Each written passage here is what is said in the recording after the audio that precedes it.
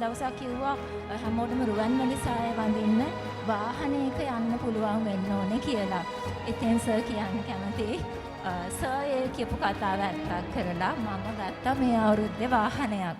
සුබ දැසනක් කියලා ප්‍රාර්ථනා කරනවා හැමෝටම. ඉස්සර නම් අම්මා වඳින්නද දුන්නේ. අධ්‍යාපන වේදිනිය සුභාංජලි මදුෂානි පෙරේරා කියලා. නමුත් මට දැන් හරි මාඩම් වඳින්න දෙන්න පුළුවන්. ළමෝ මනෝවිද්‍යා උපදේශිකා සුභාංජලි මදුෂානි පෙරේරා කියලා. මම ඔයගලන්ට මගේ කතාව ටිකක් හරි කෙටියෙන් කියන්න ලස්සනට. මම අපේ ගුරු මහතාට අදුරුතුමාට ඒ උත්තමාවට අපි මම ආදරයෙන් මගේ ස්තුතිය ප්‍රකාශ කරනවා. මම කතාව ආරම්භ කරන්න කලින් මගේ වාසනාවකට තමයි නදුන් මහතාව හම්බුනේ. මගේ අදුරුතුමා මම එයාත් එක්ක වැඩ කරන්න ගත්තේ මට ජීවිතේ ගොඩාක් දේවල් තේරුම් ගන්න හම්බුණා. මම කොහොමද දරුවොත් එක්ක වැඩ කරන්න ඕනේ? මම කොහොමද දරුවෝ කලමනාරිකාරීත්වය කරන්න ඕනේ? මම ඒ මත්තෙන් ගිහිල්ලා ඒ ඔබෙන් ගිහිල්ලා කොහොමද සමාජයට සේවයක් කරන්න ඕනේ කියන එක.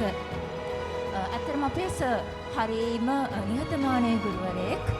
ඕනෑම වෙලාවක කෝල් එකක් ගත්තත් කතා කරනවා. කතා කරන්න බැරුව ගියත් මැසේජ් එකකින් හරි අපිට උත්තර දෙනවා, පිළිතුරු ලබා දෙනවා, ප්‍රශ්න ගැටළු විසඳලා දෙනවා.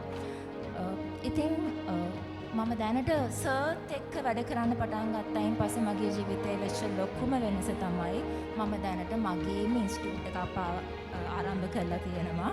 දැනට මට ළමයි 56ක් විතර වගේ මගේ ඉන්ස්ටිටියුට් එකේ ඉන්නවා. මම ඒක ආරම්භ කරන්න මූලිකම හේතුව වුණේ නලින් සර් නිසා. සර් කිව්වා එකමකින් දෙන්නකින් හරි පටන් ගන්න ජීවිතේ ඊට පස්සේ ජය ගන්න පුළුවන් කාලයක් යද්දී ඒක වර්ධනය වෙයි කියලා. ඇත්ත. අවුරුද්දක් කාලය තුලදී මට ළමයි බොහෝ ප්‍රමාණයක් වර්ධනය වුණා. සර් දවසක් කිව්වා හැමෝටම රුවන්වැලි සාය වඳින්න වාහනයක යන්න පුළුවන් වෙන්න ඕනේ කියලා. ඉතින් සර් කියන්න කැමතියි.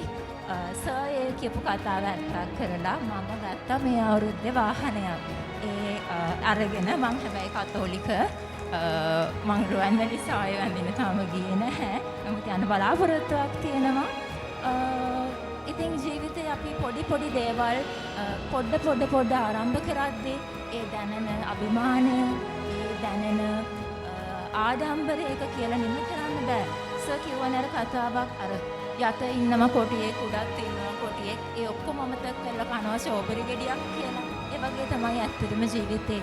ඒක එක විදියට අපේ ජීවිතේට සමාන කරන්න පුළුවන්. මට හරි සතුටුයි මම මේ ඉන්න තැන ගැන. ඉතින් සර්ට මම මගේ හද පිරි ස්තුතිය ප්‍රණාමය පුද කරලා තියෙනවා.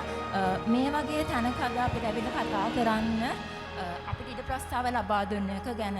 ඉතින් හැමදේම පිළිගන්න පුළුවන් තැනක හැමදේම හරි ලස්සනට බෙදා හදාගෙන හැමදේම හරි ලස්සනට පැහැදිලිව අර කිරිවල තියෙන ගොම අයින් කරලා කිරි ටික වෙන් කරගෙන අපිට ජීවිතේ ගොඩනගා ගන්න පුළුවන් නම් අපි තනිවම හැදෙන්න පුළුවන් නම් මං හිතනවා අපිට වෙන රටකට යන්න අවශ්‍ය නැහැ ජීවිතේ ජය ගන්න. ලංකාව තුලම පුළුවන් ජීවිතේ ජය ගන්න. ගොඩක් කට්ටිය හිතාගෙන ඉති රට යනවා, මම යනවා, මම ලබන අවුරුද්ද යනවා, තව අවුරුදු 5කින් 6කින් යනවා කියලා. නෑ මම හිතනවා අපිට අපේ ජීවිතේ අපේ මේ ලංකාව ඇතුළෙම හදාගන්න පුළුවන්. නමුත් අපි හිතන විදිය වෙනස් කරන්න ඕනේ. තව කෙනෙකු විවේචනය කරන එක නතර කරන්න ඕනේ.